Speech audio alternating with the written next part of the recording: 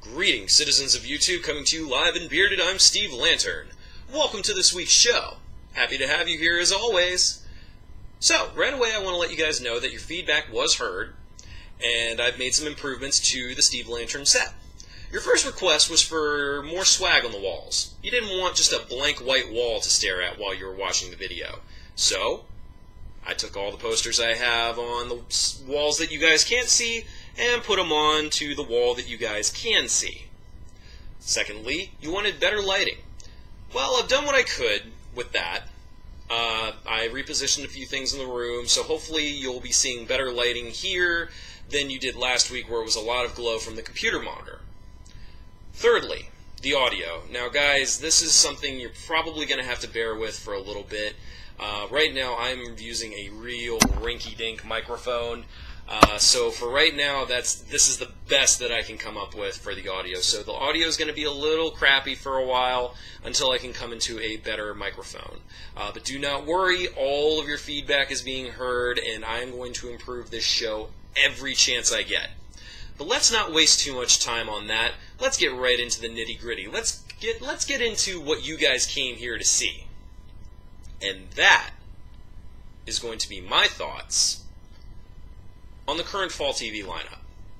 What is the strongest show on television right now? Or at least out of all the shows that I watch. Now, fall TV for me is something that I always have to wait next day for because I don't have cable. I strictly do Netflix and Hulu.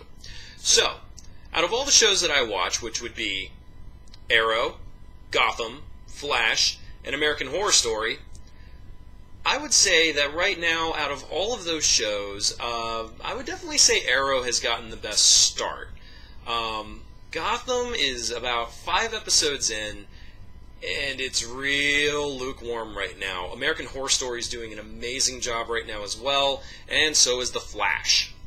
So, the problem with Gotham right now is I think that it doesn't quite know what it wants to be. It's got this identity crisis where it's a crime drama that takes place in a superhero universe. So it doesn't have that same finesse that Arrow does, where it's this gritty action crime drama where the story pacing is buttery smooth, the characters are all interesting, the acting is spot on. Gotham is really struggling right now in my eyes because every episode I see so many glaring flaws in it. So I've been hoping since episode 1 that these flaws were going to be fixed, but it doesn't look like that's happening. For every shred of brilliance, there are these blunders in every single episode.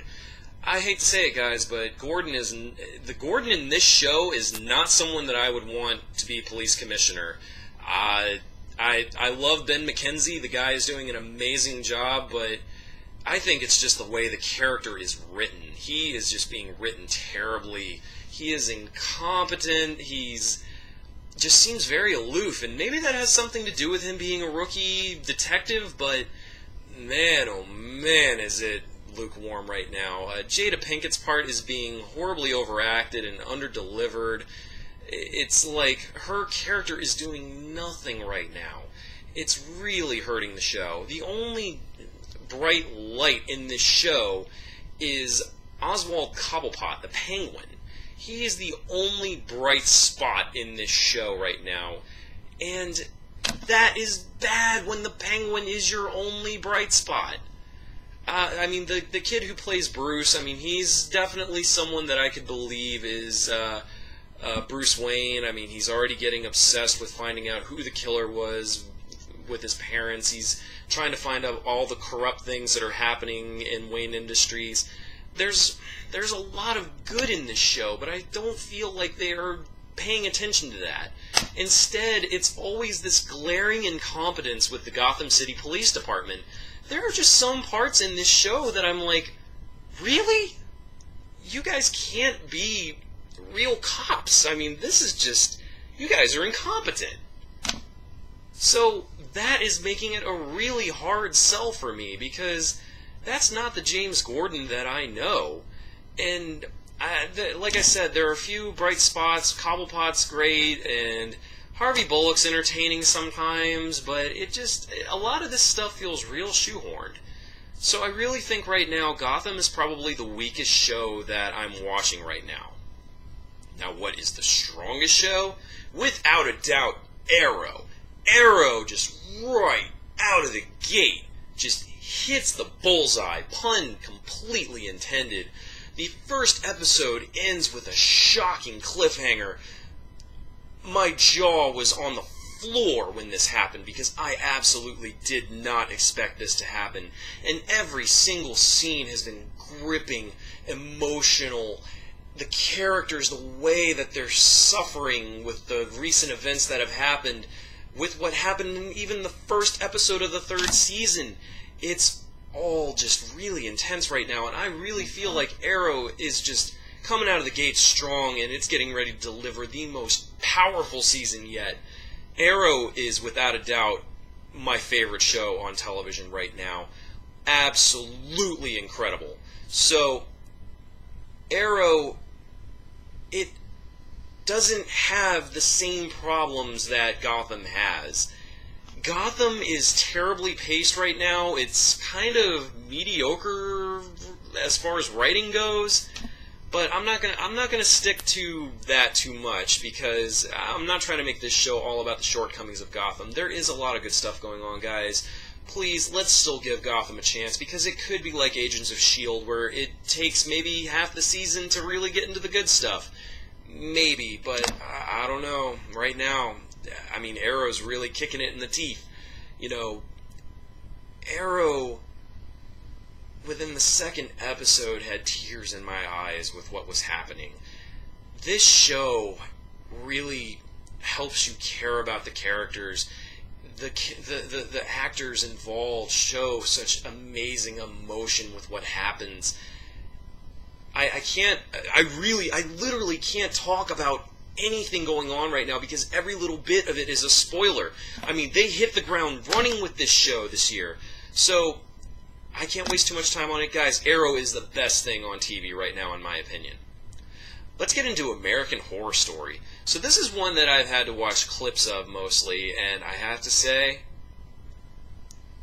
delivering. Absolutely delivering. This show, this season is the stuff that nightmares are made of. If you are scared of clowns, carnivals, and oddities, don't watch this show. I guarantee it will fill you with nightmares. The characters, the cast, oh my gosh. Jessica Lange is absolutely incredible in this show, as always, as is Evan Peters, Sarah Paulson, just absolutely incredible. The acting, the atmosphere, it's so perfect. It really gives you that dark carnival vibe. The creepiness of the characters, the creepiness of the carnival, that overlying dark cloud right above your head as you're watching that fills you with dread.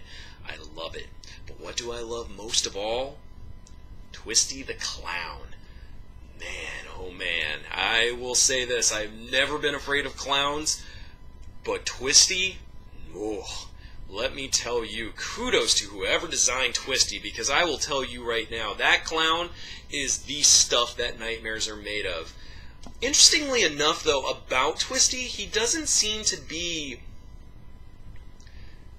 I don't believe his motives are truly evil. I think there's some screws loose up here. I mean, that's not saying that, you know, any person that does what he does is at all sane, but it seems like there is an innocent drive to Twisty. It seems like there is a safe zone with Twisty, but I can't really divulge too much on what that is. So, with that said, I had no idea that Sarah Paulson was a gifted singer. I mean, when she did that cover of Fiona Apple's Criminal, oh my gosh, chills, guys.